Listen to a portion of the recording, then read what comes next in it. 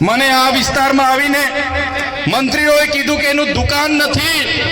મંત્રીને ખબર હોવી જોઈએ તમારા પ્રદેશના નેતાઓ, તમારા દિલ્હીના નેતાઓ મારા માટે મંત્રી પદ માટે લાલ બિછામ બછાવીને ઊભા હતા, લાલ જાજમ પાથરીને ઊભા હતા। મને તમારા પ્રદેશના નેતા અને દિલ્હીના નેતાએ કીધું ચૈતરભાઈ તમે આવો, તમને કાલે મંત્રીમાં અમે ઉપાડી લઈએ, કાલે મંત્રી બનાવી દઈએ। પણ આ ચૈતરભાઈ વસાવા મંત્રી તંત્રી મુખ્યમંત્રી માટે નથી, અમારા આદિવાસીઓ માટે લડવા વાળા નેતા છે।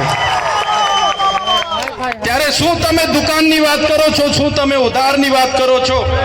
તમારી દુકાન છે, તમે ઉધારની વાત કરો છો।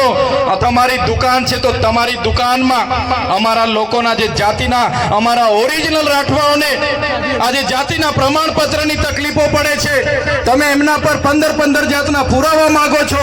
આજે અમારા યુવાનો પોલીસની ભરતીમાં જાય છે, એમને કટઅપ 40 લઘુત્તમ માર્ક લાવવાની તમે પરિપત્ર બહાર પાડ્યો છે। જે ઉચ્ચ અભ્યાસ કરે છે એવા વિદ્યાર્થીઓ માટે તમે પોસ્ટ મેટ્રિક શિષ્યવૃત્તિ બંધ કરી છે, ત્યારે તમારું સરકારમાં કઈ ઉભતું નથી અને તમે કવાંટમાં આવીને તમારી દુકાનની વાત કરો છો। આ એ ચૈતર વસાવા છે, આદિવાસી વિદ્યાર્થીઓને જે ઉચ્ચ અભ્યાસ કરે એમને પોસ્ટ મેટ્રિક શિષ્યવૃત્તિ સરકારે બંધ કરી હતી, એ સરકારને ઝુકાવીને 460 કરોડ રૂપિયા અપાવવાની ફરજ પાડી એ ચૈતર વસાવા છે, તમારા જેવા માય કાંગલા નથી।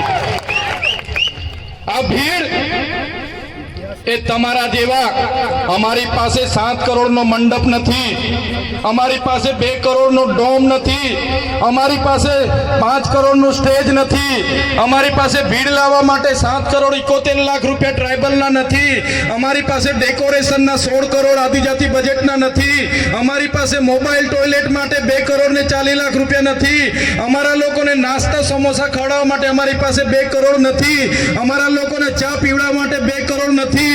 અમારા લોકો આ સ્વયંભૂ અહીંયા આવેલા છે, આ લોકો કોઈ દારૂ ચિકન માટે આવ્યા નથી, આ લોકો કોઈ પૈસા પૈસા માટે આવ્યા નથી, આ લોકો સ્વયંભૂ આવેલા છે અને એ લોકોની આત્મા આજે જાગી ગયેલી છે।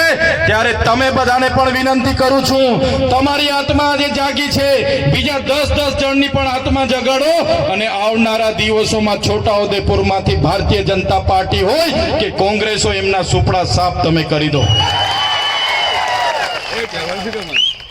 આઝાદીના 50 વર્ષ કોંગ્રેસનું શાસન હતું, એ જમાનામાં ડેમોની